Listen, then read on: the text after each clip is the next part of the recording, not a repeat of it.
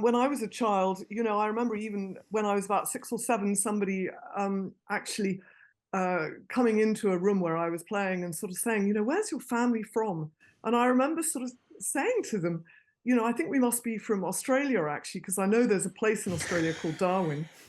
On this day, 24th of November in 1859, the naturalist Charles Darwin published On the Origin of Species by Means of Natural Selection. It became a bestseller despite accusations of blasphemy. Many writers had suggested before that species of animals and plants evolved into one another, but Darwin's great breakthrough was to propose a mechanism, natural selection and adaptation, that showed how it could happen. It has become a cornerstone of modern science. Sarah Darwin is a researcher at the Natural History Museum in Berlin, ambassador for the Galapagos Conservation Trust, and as you might have guessed from her surname, a great-great-granddaughter of Charles Darwin. I'm delighted to say she joins us now. Good morning, Sarah. Good morning. Good morning. You have two perspectives on this as a scientist and a relative of Darwin. The thing that strikes me most about this book, which I have read a couple of times, is that even as you're reading it, even now, you can feel how exciting it is that this concept that suddenly makes sense of almost absolutely everything. Absolutely. And it's never been more relevant as it is today, actually. Understanding natural selection, which was Darwin and Wallace's theory, I think is as important today. So as part of our democratic process, it's really, really important to understand how this works in order to understand the extinction, in order to understand where our food comes from, in order to understand how the COVID virus mutates and changes and adapts. The list goes on. He was a palpably great man. Do you sense? I mean, you read his other stuff. He was fascinated by the world. He was constantly experimenting. Do you get the sense he'd be quite a fun person to talk ideas with? I think he'd have been great fun. I think he was also enormously nice. He worked, he kind of enlisted help, if you like, from people all over the world. And so I think he was probably quite well liked. Otherwise, people probably wouldn't have done that.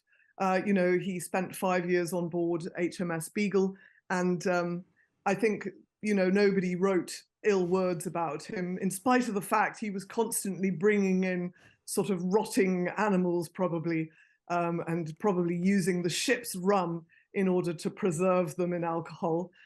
So he was probably an interesting character to have on board, but obviously well liked.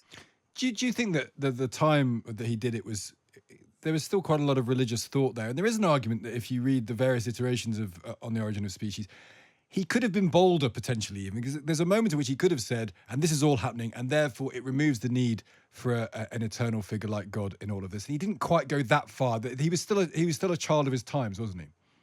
Yeah, and I think he was probably quite rightly fearful. I mean, if he'd have written his theory a couple of 100 years earlier, he might have, that would have been seriously blasphemous. So the climate, to a certain extent, was right at the time, with the Industrial Revolution going on, with the Enlightenment having taken place. So I think the timing was really, really important.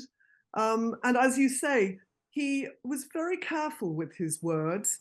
I mean, at one stage he says, that all, basically, in a word, all things are related to one another. There is a common origin of all living things, and that life was breathed by the Creator. So he even, in The Origin of Species, he even talks about the Creator. And just when you were growing up, Sarah, how much was your great-great-granddad a thing? I mean, is it something that I presume it's just something that it must be marvelous. By the time you're 6 or 7 or 8, you realize what a great family to be part of. Well, actually, I don't think I really did. He wasn't somebody that we really talked about at home until much later, really. I mean, I think, like a lot of these scientists, they come in and out of favor, and through the various anniversaries, 2009, the anniversary of his 200th of his birth, Darwin came back into popularity, if you like. But when I was a child, I remember even when I was about 6 or 7, somebody actually coming into a room where I was playing and sort of saying, where's your family from? And I remember sort of saying to them, I think we must be from Australia, actually, because I know there's a place in Australia called Darwin. And so it wasn't a bit. How is it not a big deal? Like, arguably one of the greatest human beings of all time was your great great granddad, and it wasn't a big deal.